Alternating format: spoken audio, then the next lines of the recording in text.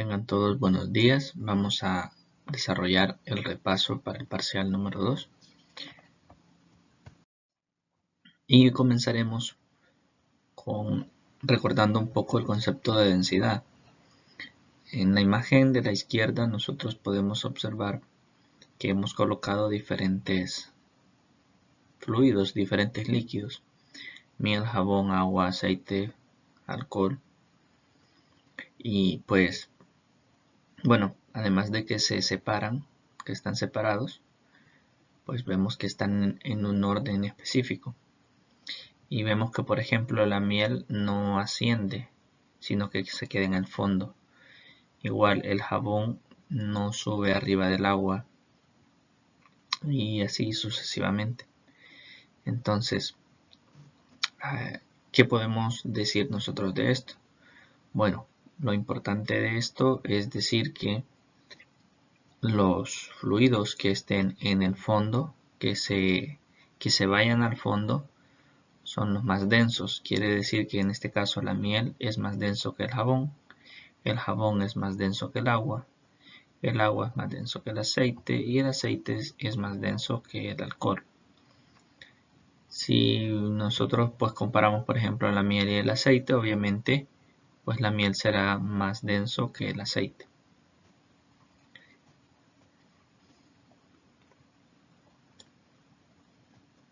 En la respiración, como nosotros podemos recordar, la inhalación se debe a una diferencia de presión. Esa diferencia de presión hace posible que los pulmones o los alveolos se llenen de aire. Esa diferencia de presión es generada por el diafragma principalmente, en el que expande la cavidad torácica y de esa manera hace disminuir la presión dentro de los alveolos. Por esa diferencia de presión, la presión atmosférica, que es mayor que dentro de los alveolos,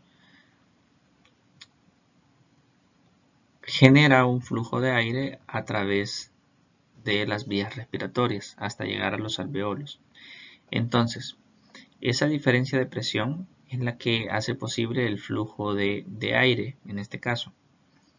Y si, por ejemplo, en el exterior no hubiese la presión atmosférica, pues no habría una diferencia de presión y por lo tanto no se llenarían los pulmones.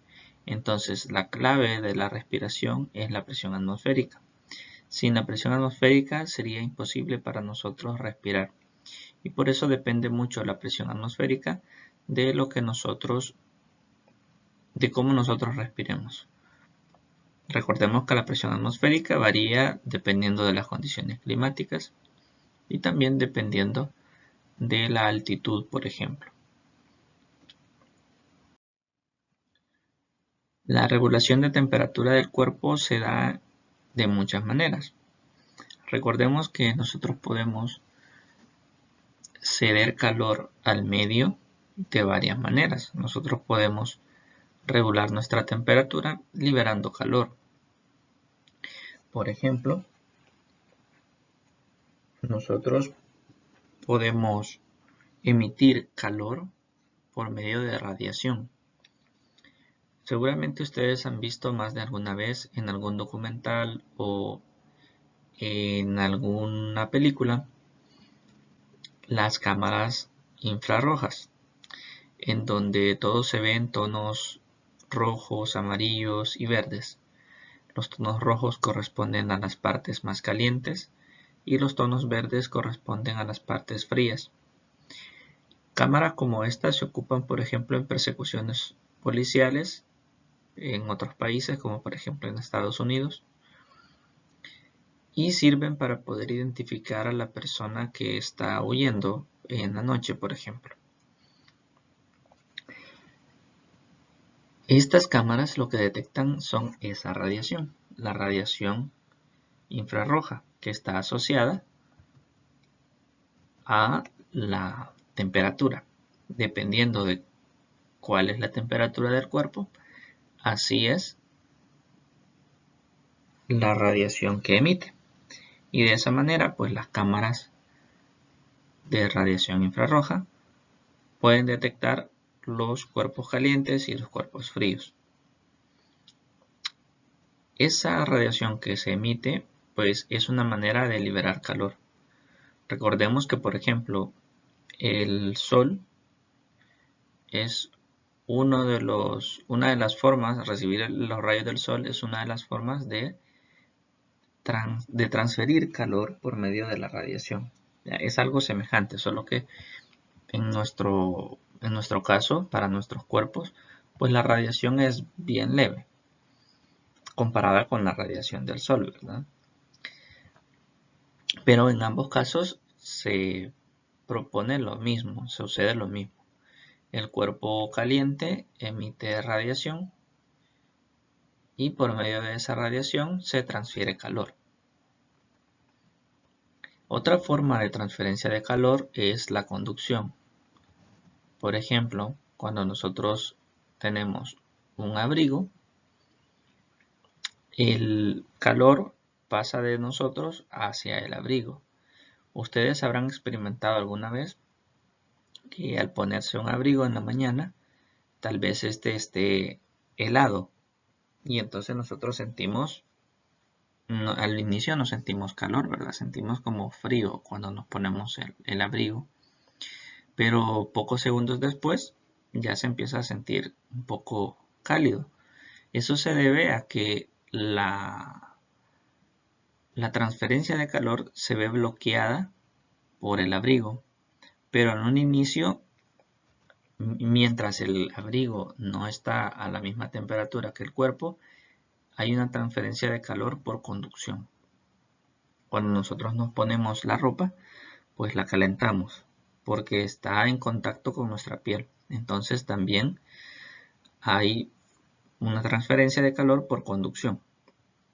De igual manera, si nosotros por la mañana nos agarramos de las barandas de un autobús, por ejemplo. A veces, pues si esas barandas son de metal, vamos a transferir calor a esas barandas. Y nosotros vamos a sentir heladas las manos. Estamos cediendo calor. Además de eso, pues también por convección. Y esto tiene que ver con el aire que se calienta en la superficie de nuestro cuerpo y que luego se eleva. Seguramente ustedes han estado alguna vez en un lugar muy frío y han tenido que ducharse en ese lugar. Pues ustedes habrán notado de que al ducharse, si el clima es muy frío, el vapor asciende de sus cuerpos y ustedes pueden visualizar ese vapor. Pues algo parecido sucede en nuestro ambiente, solo que no lo podemos visualizar. El aire que está a nuestro alrededor se calienta y comienza a ascender, debido a que está más caliente que el aire a su alrededor. Y esa es una forma de transferencia por convección. Y otra forma es la transpiración. Y acá nos vamos a referir tanto a la transpiración por medio del sudor, como también a la transferencia de calor debido al vapor que soltamos, al vapor de agua que soltamos al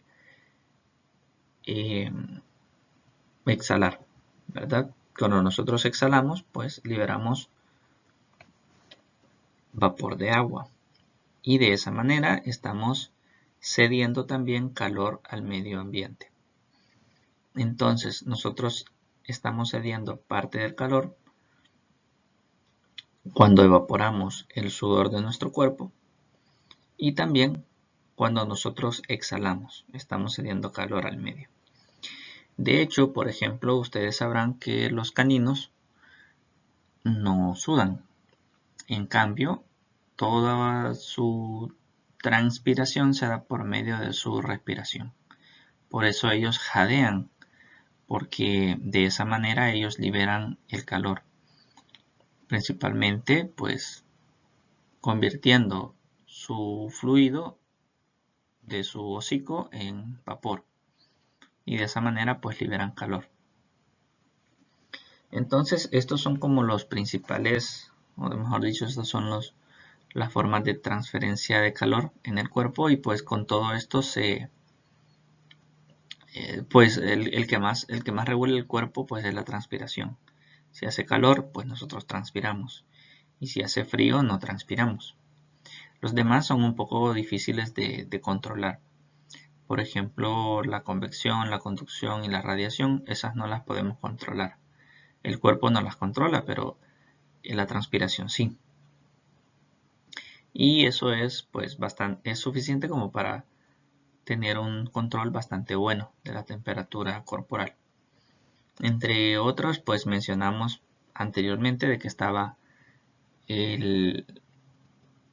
la forma en la que se bloqueaba el paso de sangre a la parte externa cuando había un aumento de temperatura, cuando había fiebre, ¿verdad?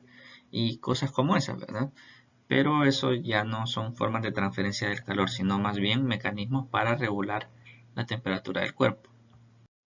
Y esto es lo que les mencionaba. Por ejemplo, si la temperatura en la piel baja de 37 grados centígrados, para evitar seguir perdiendo calor, lo que el cuerpo hace es disminuir el flujo de sangre hacia la piel. Y entonces hay una vasoconstricción que disminuye el flujo de calor hacia la piel, y así evitamos perder un poco de calor. También cesa la sudoración, ya no hay sudor. Además aparecen temblores, esto con el objetivo de quemar energía a través de los músculos. Y ustedes saben que como los músculos no son una máquina perfecta, pues parte de la energía se transforma en calor. Y entonces el hecho de que estén los músculos en actividad mientras tiembla, pues genera calor. Entonces esa es otra manera de poder mantener la temperatura, de poder aumentarla. Cuando se da la vasoconstricción, lo que se está buscando es garantizar que los órganos vitales estén a la temperatura adecuada. La piel no es tan importante, pero los órganos vitales sí. Además, pues nosotros sentimos que los vellos en nuestra piel se alteran, ¿verdad? O sea, se levantan, ¿verdad? Los vellos. Eso con el objetivo de que la capa de aire que está cercana a nuestra piel se quede allí, y evitar de esta manera, o reducirla, y buscar de esta manera que se reduzca la convección. De esa forma, pues una corriente de aire nos afectaría menos que si los vellos que si no tuviéramos vellos, por ejemplo. Ahora, ¿de qué depende que la temperatura cambie en un cuerpo, que aumente o que disminuya? Pues depende del calor que está recibiendo y del calor que está cediendo ese cuerpo. Generalmente todos los cuerpos están ganando calor y también cediendo calor. No se da únicamente una de las dos, sino que están las dos cosas a la vez. Ok, entonces, si el calor de entrada es mayor que el calor de salida en un cuerpo, quiere decir que estamos ganando calor porque este es mayor. Entonces, estamos perdiendo parte del calor, pero como lo que estamos ganando es más, entonces hay una ganancia de calor.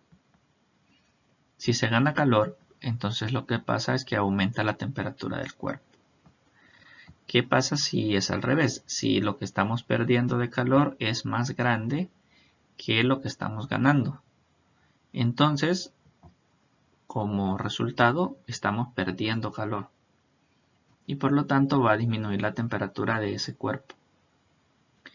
Y si los dos son iguales, si el calor que estamos ganando es igual al calor que estamos perdiendo, pues entonces el calor neto es cero. Y por lo tanto la temperatura va a permanecer constante. Esto es muy importante porque no solamente depende de el calor de entrada o solo del de salida, sino del calor neto. Los cuerpos, pues todo cuerpo que tiene temperatura emite radiación y por lo tanto está perdiendo calor por radiación. Pero a su vez, está recibiendo calor por muchas otras maneras, incluyendo la radiación. También recordemos que la potencia es igual a la energía entre el tiempo. Entonces, ¿qué podemos relacionar con la potencia? ¿Qué tan rápido se libera energía de un cuerpo? Por ejemplo, nosotros podemos tener un automóvil viejo que esté subiendo una pendiente y que vaya muy lento porque no da más. La potencia no da más. Entonces, al final, pues el automóvil llega a la cima de la pendiente y él ha utilizado cierta energía. Ha ganado cierta energía, que es la energía de subir en altura la pendiente. Otro carro, bueno, digamos que este carro lo hizo en 10 minutos. Pero un automóvil mucho más nuevo o en mejor estado lo hace en 2 minutos. Al final la energía que ganan ambos automóviles es la misma porque ambos van de una altura 0 a una altura h, ya al subir la pendiente. Digamos que esto es h. Entonces ambos ascienden a esa altura y esa es la energía que han ganado.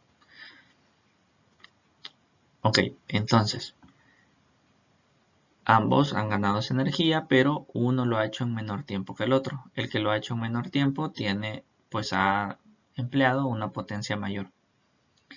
Entonces, ¿qué es lo que sucede? Que cuando nosotros, por ejemplo, manejamos un automóvil estándar, nosotros controlamos la rapidez con la que la energía sale del motor al cambiar las velocidades. Si nosotros ponemos una velocidad muy alta en una cuesta, le estaremos exigiendo al motor mucha más potencia de la que puede dar, o sea, mucha más energía por unidad de tiempo de la que él da. Y pues lo que va a suceder es que el automóvil va a empezar a perder potencia. Entonces, ¿qué hacemos? Bueno, bajamos a una velocidad menor y entonces ahora pues hay mayor potencia. Recordemos que la potencia, pues las unidades de potencia son los watts y un watts es igual a un joules por segundo en el sistema internacional. Por lo tanto, podemos despejar de acá la energía y la energía sería igual a potencia por tiempo. Generalmente la energía en nuestro recibo de energía eléctrica se mide en watts por hora. ¿Por qué? Porque es la multiplicación de potencia por tiempo. Potencia en watts y tiempo en horas. No es el sistema internacional en este caso, porque horas no es parte del sistema internacional, sino que segundos. Pero se hace así por simplicidad, porque es mucho más fácil trabajar con estas unidades. De esta manera podemos nosotros saber cuántos kilowatts hora gastamos en un mes. Pero al final pues se obtiene unidades de energía, que son kilowatts hora o watts hora. Eso si nosotros queremos lo podemos pasar a joules, pero resulta inconveniente en el caso del recibo de energía eléctrica. Por ejemplo, un electrodoméstico trabaja con un consumo de 60 watts. ¿Cuánta energía gastará en 2 horas de constante funcionamiento? Para eso lo que hacemos es, como queremos encontrar la energía, multiplicamos la potencia por el tiempo. La potencia es de 60 watts y el tiempo son 2 horas, o sea, 2 por 3600 segundos. Cada hora tiene 3600 segundos, ya 60 por 60. Entonces multiplicamos por las 2 horas y eso nos da 432 kilojoules, o sea 432.000 joules. Siempre hay que tener cuidado que cuando nosotros vayamos a transformar a joules, pues que este tiempo esté en segundos y que no esté en horas, por ejemplo, porque entonces ya no nos da joules. Por otra parte, nosotros vimos en el curso que la presión la podríamos expresar como la razón de fuerza entre área. Esto nosotros lo podemos aplicar en varios casos, pero recordamos que esta fuerza es perpendicular al área de contacto. Por ejemplo, en esta imagen, pues nosotros vemos una superficie curva, y si nosotros tuviésemos una presión al interior de esa superficie, esa presión aplicaría fuerza en cada uno de los rectángulos que vemos ahí. Pero esa fuerza va a ser perpendicular a ese rectángulo, a esa superficie. Por ejemplo, acá nosotros vemos la fuerza sobre ese rectángulo que está sombreado, como en azul. Entonces, esa sería la fuerza allí. Pero, por ejemplo, para este rectángulo de acá, la presión sería, pues, la fuerza que generaría esa presión sería en una dirección diferente. Sería, pues, más o menos así. Que no tiene, evidentemente no tiene la misma dirección que estas, ¿verdad? Entonces en cada parte la fuerza va a tener una dirección perpendicular al área que se obtiene, en este caso a este rectángulo que estoy dibujando acá. Ok, entonces cuando la superficie no es curva, todo se simplifica. Por ejemplo acá, en un émbolo, como por ejemplo en una jeringa, o por ejemplo en los pistones del motor de un automóvil, etcétera, etcétera. Pues nosotros tenemos una superficie o un área, tenemos una presión, y si la presión actúa de forma perpendicular a esto, pues genera una fuerza.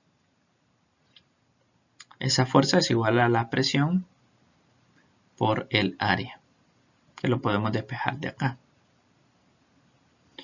¿Qué podemos tomar de esto también? Bueno, que si nosotros tenemos un solo clavo, el área de contacto sería nada más la punta de un clavo, o sea, un área muy pequeña. Quiere decir que la presión que vamos a generar sería una presión muy grande, porque estamos dividiendo entre un número muy pequeño.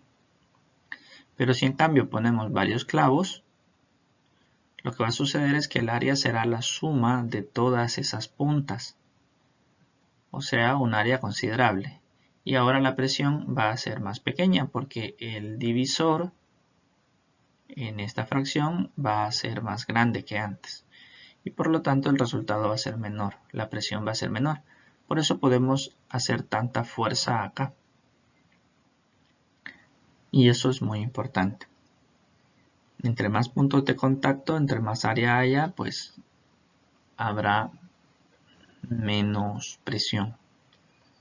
Por eso ejercemos más presión con un zapato de tacón que con zapatos tenis o con raquetas para anime. Luego recordar también las propiedades termométricas. Las propiedades termométricas nos permiten medir la temperatura. ¿De qué manera? Bueno, las propiedades termométricas son propiedades que cambian con el cambio de temperatura. Entonces, nosotros no medimos el cambio de temperatura, medimos las propiedades termométricas y las relacionamos con el cambio de temperatura. Por ejemplo, en la primera imagen nosotros estamos tomando una propiedad que es la dilatación, o sea, la expansión, digamos, la expansión volumétrica del líquido que está dentro de los termómetros. Entonces, si la temperatura aumenta, ese líquido se expande y entonces nosotros medimos ese aumento de volumen y lo relacionamos con una temperatura. Cabe mencionar de que si bien estos cambios, esta expansión se da en el líquido, pues también se da en el recipiente que lo contiene. Y esto introduce un error. Y ese error debe de ser tomado en cuenta en la escala. Entonces es un poco más complejo construir un termómetro, un poco más complejo de lo que parece. También pues acá vemos en la imagen de la derecha cómo la dilatación de los sólidos también se puede utilizar como un termómetro. Nosotros tenemos una varilla que se expande al aumentar la temperatura y eso nos refleja acá un aumento de temperatura. Estamos midiendo, estamos utilizando la expansión lineal de los sólidos para obtener una medida de temperatura. Esta otra figura de acá, esta, pues es similar, pero utiliza una estrategia diferente. Utiliza dos láminas de metales diferentes que se expanden de forma diferente. Una se expande más que la otra por cada grado centígrado que aumenta. Entonces, ¿qué sucede? Que cuando hay un aumento de temperatura o una disminución, se arquea porque una se estira más que la otra. Y por lo tanto, lo que sucede es que esa inclinación, ese arco que se forma, podemos utilizarlo para relacionarlo con una medida de temperatura. Por otra parte, existen también los termómetros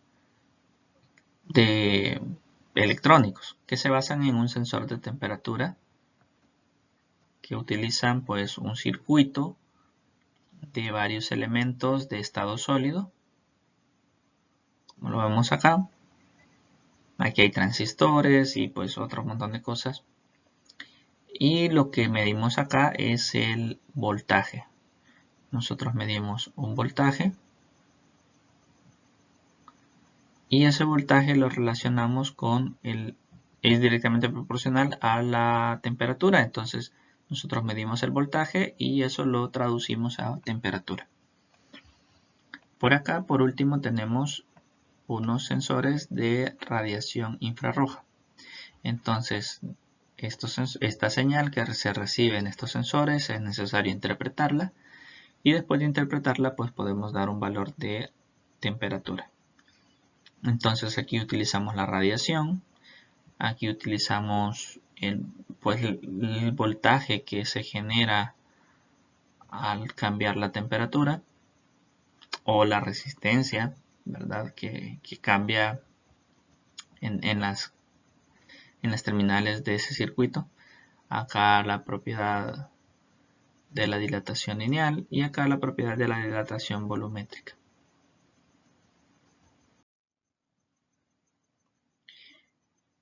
Ok, por último, la flotación y empuje.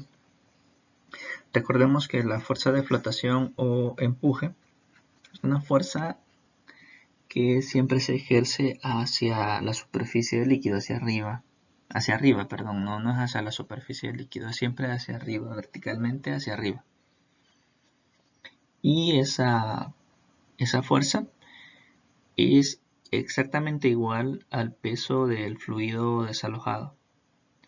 Por ejemplo, nosotros estamos ahorita inmersos en aire, un fluido, y nosotros estamos experimentando una fuerza de empuje igual al aire que nosotros desplazamos. Como el aire es muy liviano, pues esa fuerza de empuje es despreciable y no la tomamos en cuenta al momento de, por ejemplo, tomar nuestro peso. Sin embargo, esa fuerza de empuje es la encargada de que los globos de helio floten.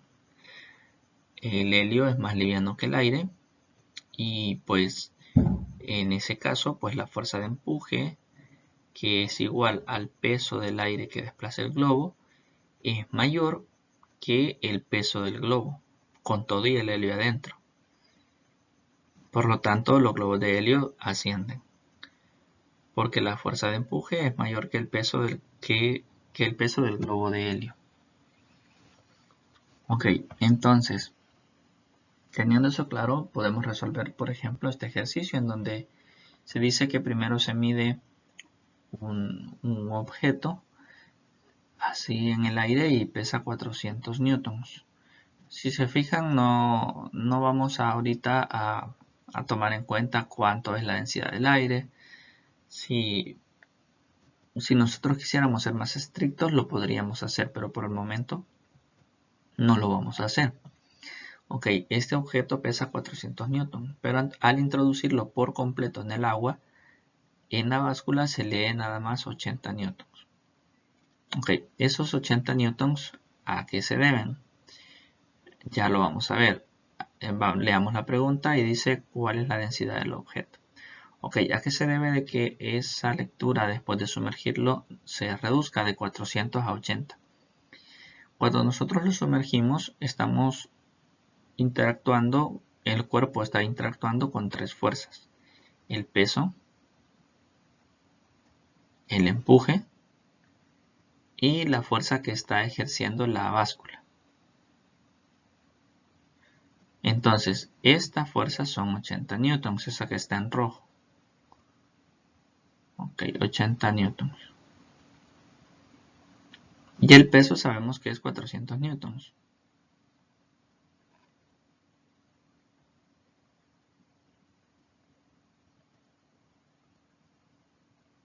Bien, entonces, como el objeto está en reposo, pues podemos encontrar la fuerza de empuje restando. Y esa fuerza de empuje es igual a 320 newtons. Ahora, esa fuerza de empuje es igual a la densidad del líquido en el que está sumergido por la gravedad por el volumen sumergido. O sea, en este caso el volumen del cuerpo porque se sumerge por completo. Luego la densidad es igual a la masa entre volumen, esta que nos piden acá, masa entre volumen.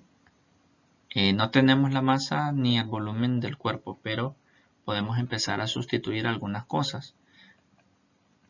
La masa es igual al peso entre la gravedad. Recordemos que peso es igual a masa por gravedad. Entonces, masa es igual a peso entre gravedad. Por otro lado, el volumen